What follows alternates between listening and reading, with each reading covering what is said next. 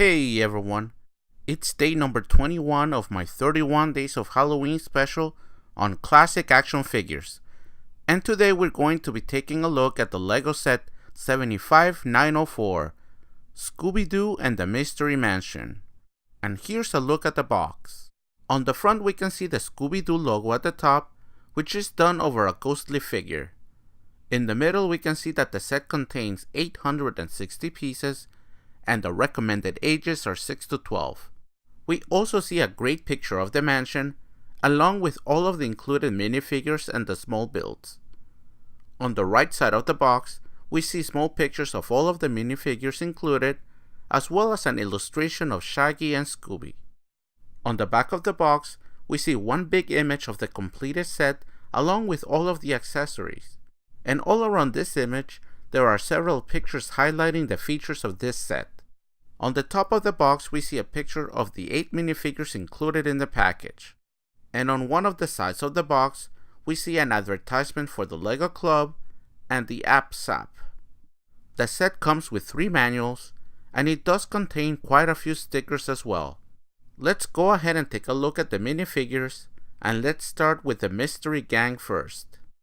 Here is Daphne Blake, and she looks quite pretty wearing her traditional purple outfit with a green scarf to decorate her dress. I think the hairpiece looks awesome, and it even has a painted headband. The main face of the figure has a really pretty smile, while her alternate face has a scared expression. The back of the figure also has a bit of print as well. Her main accessory is a nice camera that she uses to document her findings. Next up is Velma Dinkley, and she looks great with her orange top and her red skirt.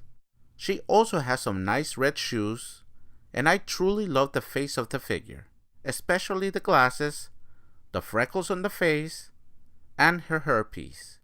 The figure also has an alternate scared face, and her accessories are the magnifying glass and a map with clues.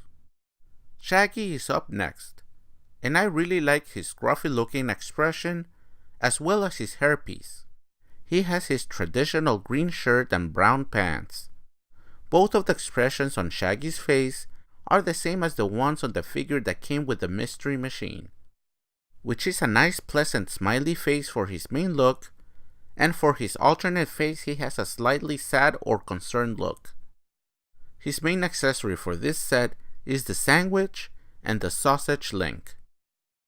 Finally we have Scooby, and he looks great. His pose is the same as the one on the Mystery Machine set, but the face paint is a bit different since he doesn't have his smiley face painted on. I love the details on his dog tag and the silly expression on his face. Now here's a look at the villains from this set.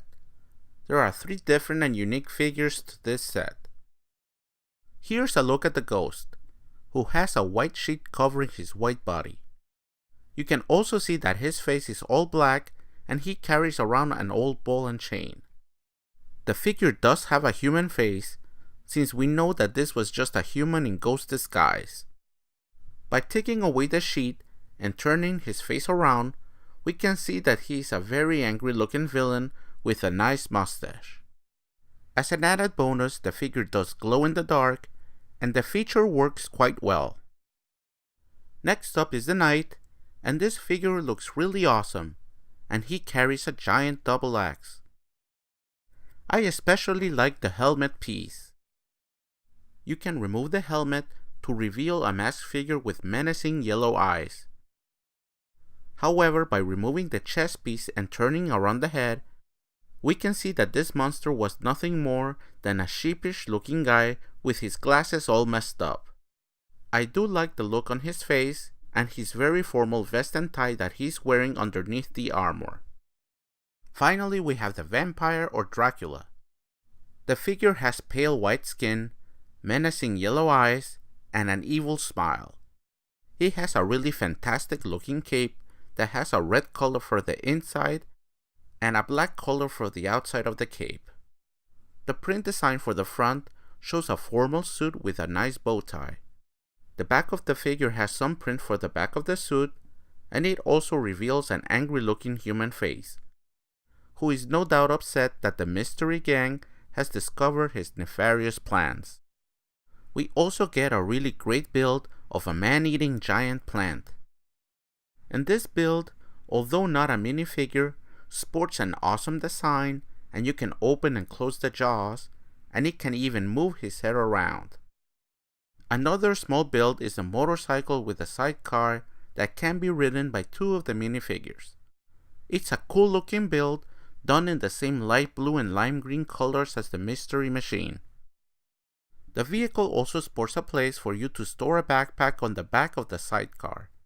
The vehicle looks really cool, and it's a small build that adds play value to an already awesome looking set. Okay, now let's go ahead and take a look at the actual mansion. This set has 3 separate components or buildings that can combine together to form the mansion. We'll take a look at each one separately so that we can take a better look at the mansion. First, we have the greenhouse, which contains the giant man-eating plant. I love the look of the building, with all of the windows with stickers full of bugs and cracks, which add a nice touch. There's also 2 creepy looking pumpkins engraved with carvings of an evil looking face. One of the pumpkins is on a rotating base for added effect.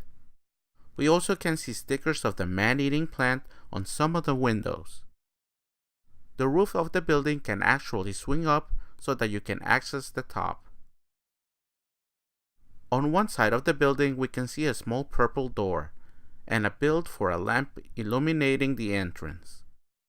The other side contains a glass wall where we can see the back of the giant plant. I love all of the decorations used for this small structure. You can even place a man-eating plant inside of this building, or you can easily take it out so that it can scare away those pesky intruders. The next building is slightly taller, and we can see some boarded up windows and a skull on top of a fence. Again, there are stickers decorating the windows for added effect. Inside of the building, we can see that there are 2 floors to this structure.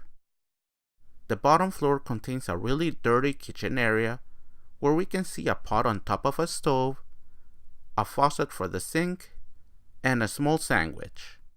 There is even a great sticker featuring some gooey smudge and a spider on the front of what looks like a microwave. Finally, we can also see a giant rat on the floor. On the second floor we can see a safe with a padded lock. You'll have to look for the golden key in order to be able to unlock this safe. However, once you open it, you can see that there are 3 gold bars inside. The second floor has just enough room for the safe and a small minifigure. The main tower features the main entrance at the bottom, and we can also spot the knight guarding the side of the entrance. There's a small build of a light illuminating the entrance, and we can see more windows with spider webs as well. The balcony for the tower features an area where the vampire figure can scare away or look out for the pesky mystery gang. There is also a clock on the front side of the tower, and there is a knob on the back with which you can wind the clock. The top part of the roof is also nicely detailed with a purple piece and accented with black and brown pieces. Going back to the main entrance, there is a feature which allows you to knock out any intruders with a giant spiked mace. This works remarkably well, and it also reveals a painting on the second floor of an old man discovering some gold. On the bottom of the floor, you can also find the hidden key for the safe. Above that, we can see an altar with a vampire bat, which also spins around to reveal the vampire. And finally, at the very top, we can see a coffin for the vampire. I love the details on this printed piece. In conclusion, this is a fantastic set, and it was a lot of fun to build. I did have a bit of a hard time getting the clock in the tower to work correctly, but overall, I can't complain about this set. It's a fun build, it has a lot of play features, and it's a great complement to the Mystery Machine set. This set was part of the LEGO Scooby-Doo series that came out in 2015 and was retired around 2016. To me, this is probably the second best set after the Mystery Machine. and you'll need to get both if you want to complete the whole Mystery Incorporated gang. Anyway, I hope you liked this video review, and please come back tomorrow and check out another video of my 31 Days of Halloween special. Until next time, take it easy.